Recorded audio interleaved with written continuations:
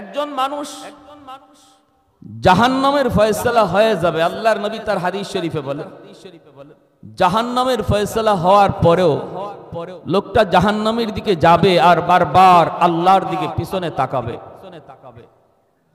আল্লাহ পাক ফেরেশতাদেরকে বলবেন, আমার বান্দারে নিয়ে আসো। আল্লাহর কাছে আনার পর জিজ্ঞেস করবেন, ফয়সালা হয়ে গেল জাহান্নামের, তুমি জাহান্নামে যাবা, কিন্তু বারবার পিছনে তাকাও কেন? তখন লোকটা কইব, আল্লাহ, ও আল্লাহ, দুনিয়াতে শুনেছিলাম উলামায়ে কেরামের জবানে তোমার নাম রহমান, তোমার নাম রহিম। আল্লাহ, উলামায়ে কেরামের জবানে শুনেছিলাম হাসরের মাঠে তোমার কলিজায় 99 ভাগ দয়া মায়া থাকবে। আল্লাহ, আমার কেন জানি মনে হইতেছে তুমি এই দয়া মায়ায় কখন জানি আমার ডাক দিয়া মাফ করে দাও, এজন্য বারবার পিছনে তাকাইতেছি। আমার ভাইরা, বন্ধুরা, যুবক, এত সুন্দর জবাব আল্লাহ পাক রব্বুল আলামিনের কুদরতি কলিজা খুশি হয়ে যাবে। ফেরেশতাদেরকে ডাক দিয়ে আল্লাহ পাক বলবেন, ফেরেশতারা রে, আয়, আমার বান্দারে আর নেওয়া লাগবে না, আমল নামাটা আমি আল্লাহকে আবার দেখাও, আমি তার আমল নামাটা নিজে দেখব। রব্বুল আলামিন তার আমল নামাটা নিজের আবার চেক করবেন রে যুবক। চেক করতে যায় আল্লাহ পাক দেখবেন ওই যে বিনোদের চোর যুব সঙ্গের মাহফিলে তুমি বসা ছিলে, এ বান্দা বলতো দেখি, কেন তুমি সেখানে গিয়েছিলা? কেন তুমি সেখানে বসা ছিলা রে? এক কোণার মধ্যে তোমাকে নিরিবিলি বসা আমি আল্লাহ দেখতেছি। এ বান্দা বল কেন গিয়েছিলি, কেন সেখানে বসা ছিলি? তখন কইব, গো মালিক, একমাত্র তোমাকে পাওয়ার জন্য, তোমাকে খুশি করার জন্য। দুনিয়ার কোনো লাভ ছিল না, দুনিয়ার কোনো স্বার্থ সেখানে ছিল না। ও মালিক, একমাত্র তোমাকে পাওয়ার জন্য গিয়েছিলাম। আল্লাহ পাক রব্বুল আলামিন তখন বলবেন, বান্দারে, আমি আল্লাহর আদত হচ্ছে মাফ করে দেওয়া, কিন্তু আমার নিজাম হচ্ছে উসিলা ছাড়া মাফ করি না। ওই দিনের মাহফিলে তুমি দিল নিয়ে বসা ছিলা বিধায় আমি আল্লাহ ওই বসাকে উসিলা করে মাফ করে দিলাম। तो दिल में तो आता है, समझ में नहीं आता, तो दिल में तो आता है, समझ में नहीं आता, बस जान लिया मैं तेरी पहचान यही है, बस जान लिया मैं तेरी पहचान यही है। उल्फत में बराबर के वफा हो के जफा हो, उल्फत में बराबर के वफा हो के जफा हो, हर चीज में लज्जत है अगर दिल में मजा हो, हर चीज में लज्जत है अगर दिल में मजा हो। एक चश्मे ज़दन गाफिल ज़ा शाख नबाशी, शायद कि निगाहे कुनदा गाह नबाशी, शायद कि निगाहे कुनदा गाह नबाशी। একটু জোরে সুরে কোন আল্লাহু আকবার। মুসলমানের আওয়াজে বলি আল্লাহু আকবার। ছোট্ট থেকে ছোট্ট আমল ও নাজাতের উসিলা হয়ে যাবে। জুনাইদ বাগদাদি, বাইজিদ বুস্তামি আল্লাহর বহুত বড় একজন ওলি। তিনি যেদিন ইন্তেকাল করলেন, স্বপ্ন যুগে আল্লাহর এক ওলি তারে স্বপ্নে দেখলেন। জিজ্ঞেস করতেছেন, ওগো আল্লাহর ওলি, কবর জগতে কেমন ব্যবহার করা হলো? বাইজিদ বুস্তামি বলেন, আল্লাহ আমাকে জিজ্ঞেস করলেন, বাইজিদ রে, কি নিয়ে আসছো আমি আল্লাহর দরবারে? আমি মনে মনে ভাবলাম, আমলের কথা যদি বলি ধরা খেয়ে যাব, কারণ আমলের ভিতরে কত গন্ডগোল। আমলের নিয়ত যদি সহি না থাকে আমল কবুল হবে না। মানুষকে দেখানো যদি উদ্দেশ্য থাকে নামাজ কবুল হবে না। মানুষকে দেখানো যদি উদ্দেশ্য থাকে দান করা কবুল হয় না। তাহলে আমলের কথা বলা যাবে না। বলবো কি কই ইমানের কথাটা বলি। বলতেছেন মালিক ইমানটা নিয়ে এসেছি তোমার দরবারে নির্ভেজাল। ভেজাল কোনো ইমান আমার কাছে নাই। ভেজাল ইমান কাকে বলে? আল্লাহ যা পারে বান্দাও তা পারে, আল্লাহ যা পারে পীর বাবাও তা পারে, আল্লাহ যা পারে দয়াল বাবাও তা পারে। এমন বিশ্বাস যদি কারো অন্তরে থাকে বুঝা গেল ভেজাল্লা ইমান। আওয়াজ দেয়া বলেন ঠিক কিনা? সন্তান দেওয়ার মালিক কে? আওয়াজ আসতে কেন? জোরে বলেন কে? ধন দৌলত দেওয়ার মালিক কে? শান্তি দেওয়ার মালিক কে?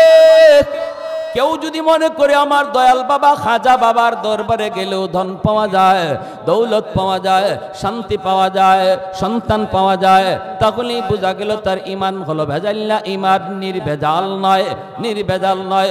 আমরা যারা এখানে বসে আসলাম বলুন তো আমাদের ইমান ভেজাল না নির্ভেজাল?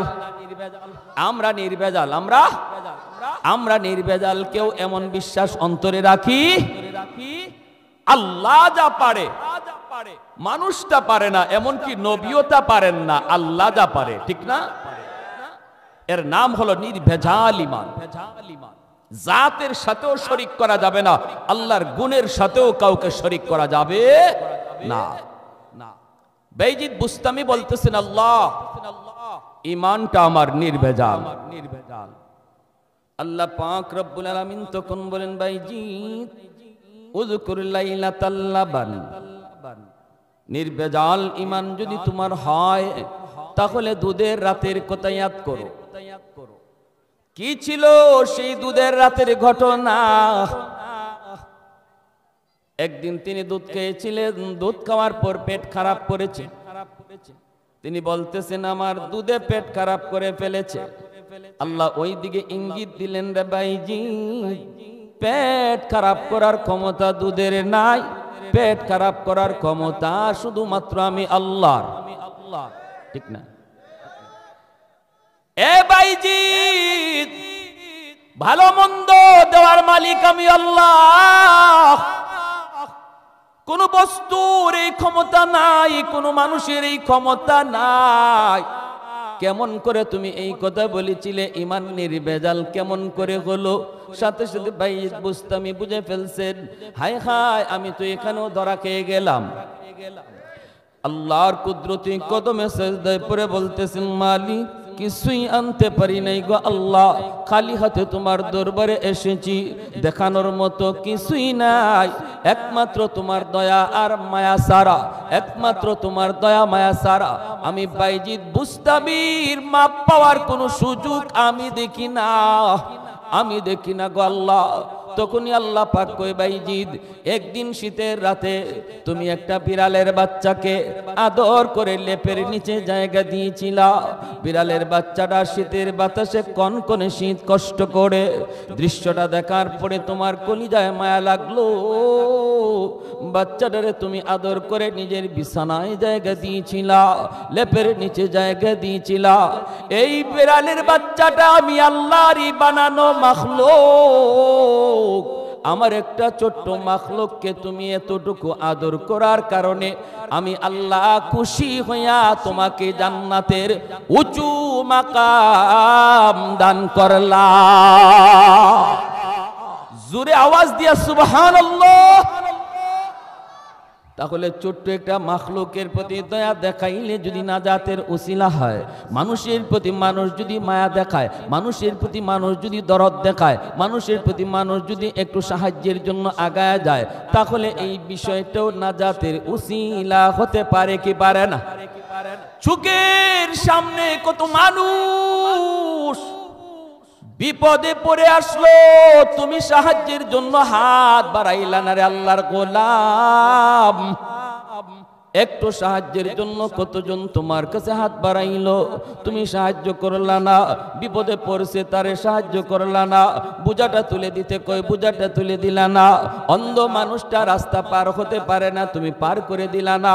কিন্তু যুবক তুমি জানো না ওই অন্ধ মানুষটারে রাস্তা পার কইরা দেওয়া ও তোমার নাজাতের উসিলা হতে পারে। তাহলে মানুষের প্রতি দয়া দেখানোর দরকার আসেনি না নাই? মানুষের প্রতি মায়া দেখানোর দরকার আসেনি না নাই? ছোট্ট থেকে ছোট্ট উসিলাও আল্লাহর কাছে ছোট্ট আমল উসিলা হয়ে যাবে। এজন্য বলতেছি রে ভাই, হৃদয়ের কান দিয়ে দিলের কান দিয়ে কথাগুলি একটু মনোযোগ দিয়ে শুনবো। হতে পারে আজকের এই বসা আমার নাজাতের উসিলা। মনোযোগ কার কার আছে হাত উঠে আল্লাহকে দেখান। আল্লাহ তুমি প্রতিটা হাতকে কবুল করো, জোরে বলি আমিন। আল্লাহ আমাদের প্রত্যেককে আমলের নিয়তে কথাগুলি শোনার তৌফিক দান করো। আমি যে আয়াতে কারিমা তেলাওয়াত করেছি, এই আয়াতে আল্লাহ রাব্বুল আলামিন বলেন, ওয়ালা নাবলুওয়ান্নাকুম বিশাইইম মিনাল খাউফি ওয়াল জু' ওয়া নাকসিম মিনাল আমওয়ালি ওয়াল আনফুসি ওয়াস সামারাত ওয়া বাশশিরিস সাবিরিন। আমি আল্লাহ নিশ্চয়ই কখনো কখনো ঈমানদারের কাছ থেকে পরীক্ষা নেব, বিপদ আপদ দিয়া, মুসিবত দিয়া, ক্ষুধার যন্ত্রণা দিয়া, জানের ভয় দিয়া, মালের উপরে কোনো বিপদ দিয়া, বিভিন্ন আকারে মুসিবত আপদ বিপদ দিয়া আমি আমার বান্দার ঈমানের পরীক্ষা নেব। এই পরীক্ষায় যারা সবর করবে, আল্লাহ বলেন বন্ধু তুমি জানায় দাও তাদের জন্য আমি আল্লাহর পক্ষ থেকে জান্নাতের সুসংবাদ। বিপদের সময় যারা সবর করবে তাদের জন্য আল্লাহর পক্ষ থেকে জান্নাতের সুসংবাদ। বলুন তো আপনার জীবনে কম বেশি ছোট বড় বিপদ আসেনি না নাই? এমন কোনো মানুষ পাওয়া যাবে না দুনিয়ায় যে বলবে যে আমার জীবনে কোনো বিপদ নাই, আমার জীবনে কোনো কষ্ট নাই, আমার জীবনে কোনো পেরেশানি নাই, শুধু সুখ আর সুখ, এমন মানুষ দুনিয়ায় মিলবে না। কারণ দুনিয়ার বৈশিষ্ট্য হলো কখনো সুখ কখনো দুঃখ, কখনো হাসি কখনো কান্না, কখনো সচ্ছলতা কখনো অভাব। এটা হলো দুনিয়ার বৈশিষ্ট্য। আর আখিরাতের বৈশিষ্ট্য হলো যার কপালে সুখ তার আজীবন সুখী থাকবে, আল্লাহ তারে জান্নাত দিবে, জান্নাতে দুঃখের কোনো লেশমাত্র নাই।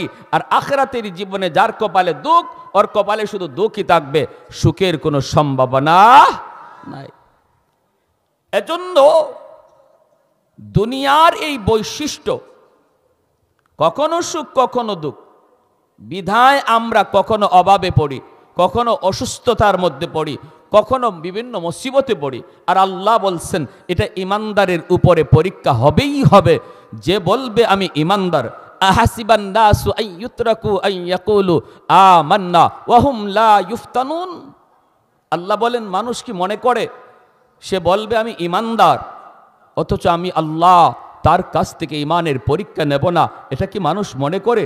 না না, এমনটা মনে করো না। তুমি যদি বলো আমি ঈমানদার, তুমি যদি বলো আমি আল্লাহকে বিশ্বাস করি, তাহলে মনে রাখো তোমার ঈমান এত বড় দৌলত, এত বড় দৌলত, তামাম দুনিয়ার সমস্ত সহায় সম্পদ যদি এক পাল্লায় রাখা হয়, আদনা থেকে আদনা মুমিনের ঈমান এক পাল্লায় রাখা হয়, ঈমানের পাল্লা ভারী হবে।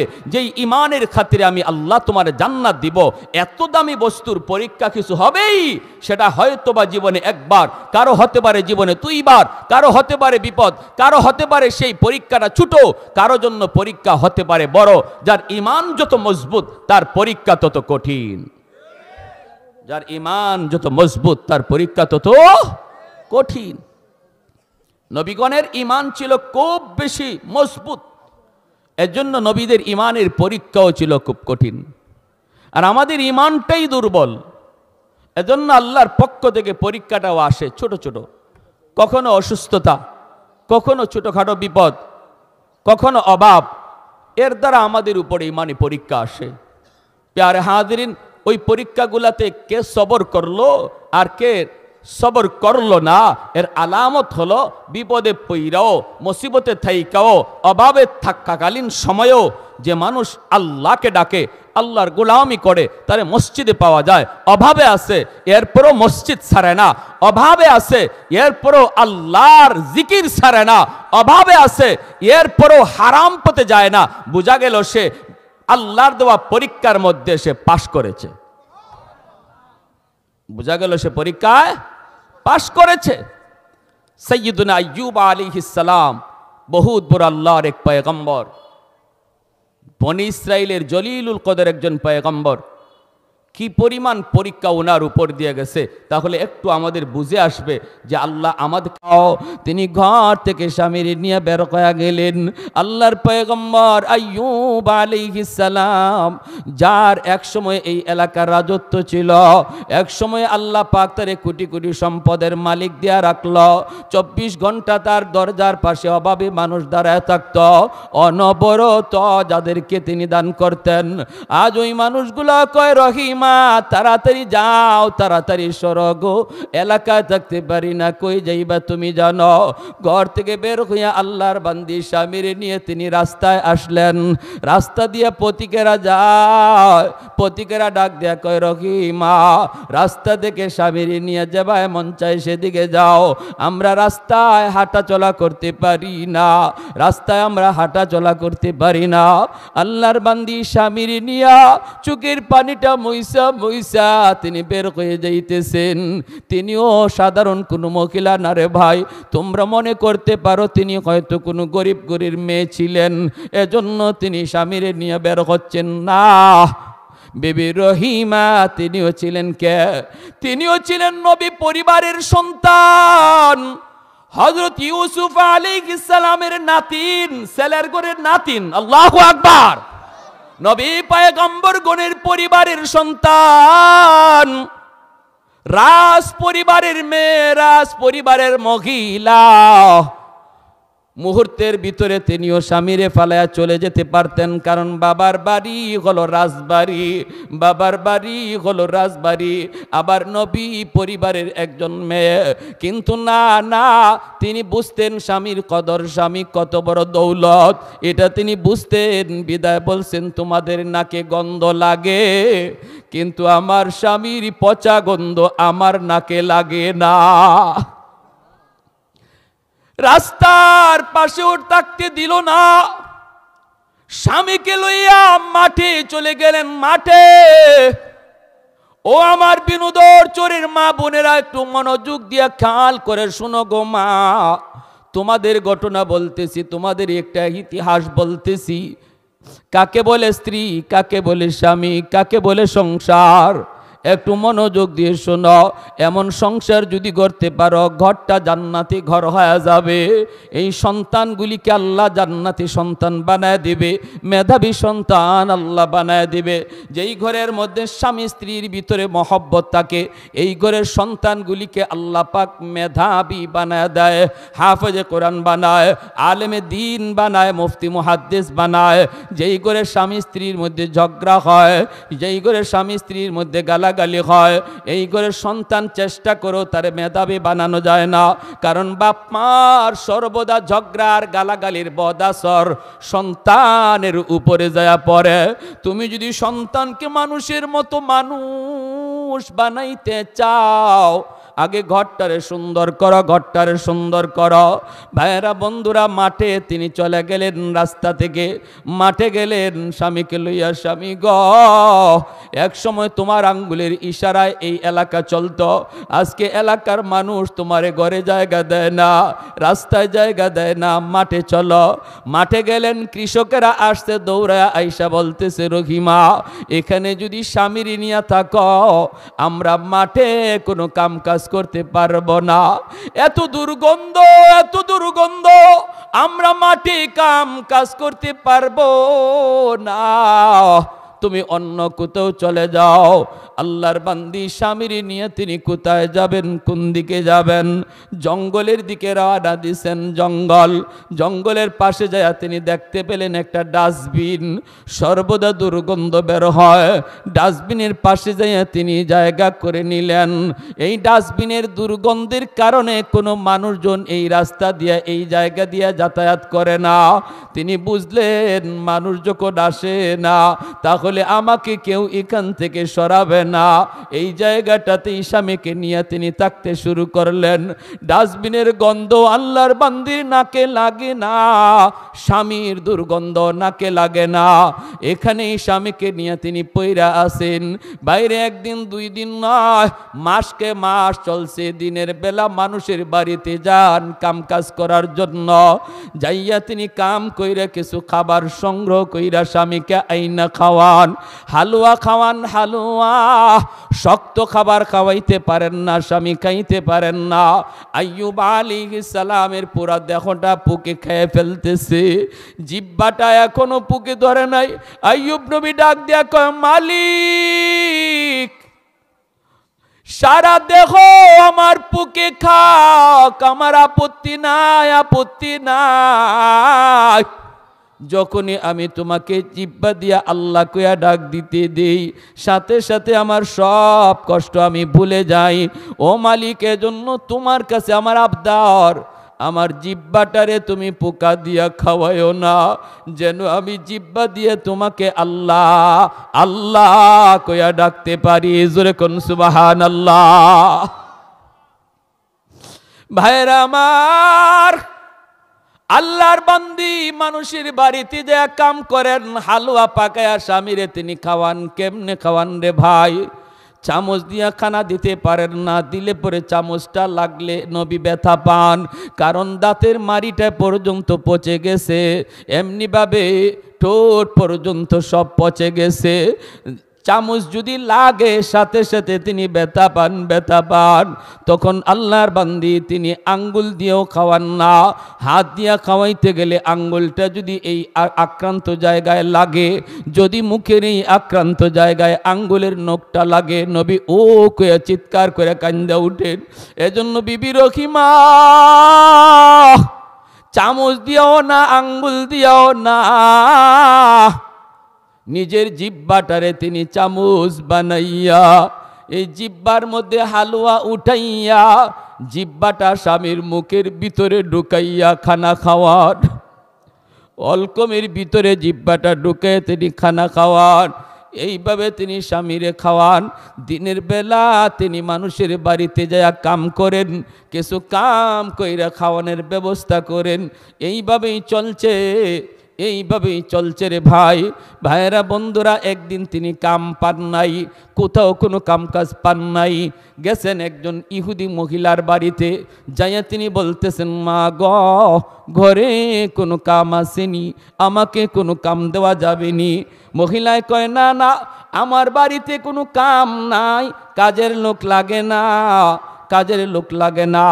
তখন তিনি বলতেছেন, তুমি হালুয়া পাকাইছো, একটু হালুয়া দিবানি, আমার স্বামীর জন্য একটু হালুয়া নিব। মহিলায় কয়, আমি বিনা টাকায় বিনা পয়সায় হালুয়া দেই না, আমি তো বিক্রি করি। তখন আল্লাহর বান্দি বলেন, মাগো কিছুই তো নাই, কি দিয়ে তোমার আমি দেব, কি বদলা দেব, দেবার তো কিছুই নাই। আমার জন্য চাই না, আমার জন্য চাই না, আমার একজন অসুস্থ স্বামী, আমার অসুস্থ স্বামী জঙ্গলের ডাস্টবিনের পাশে রেখে এসেছি, অসুস্থ ক্ষুধার্ত তার জন্য। মহিলায় কয়, না আমি এমনে দেই না, পয়সা লাগে, পয়সা দিব কোত্থেকে? তখন ওই মহিলা কয়, পয়সা নাই তো ভাগো, দেওয়ার কোনো সুযোগ নাই, কিন্তু একটা কাজ করলে দিতে পারি। বলে কি কাজ? কয়, তোমার চুলগুলি অনেক লম্বা দেখা যায়, যদি কিছু চুল কাইটা আমাকে দেও, এই চুলের বিনিময়ে তোমাকে হালুয়া দেব। আল্লাহর বান্দি বিবি রহিমা কয়, না না মাগো, তুমি এমন কথা বইল না গো, আমার লম্বা চুল থাকার কারণে আমার স্বামী আমার চুলে দইরা বসা থেকে মাঝে মাঝে দাঁড়ায়, আমার চুলটারে আমার স্বামী লাঠি বানায়। আর একটু জোরে কোন সুবহানাল্লাহ।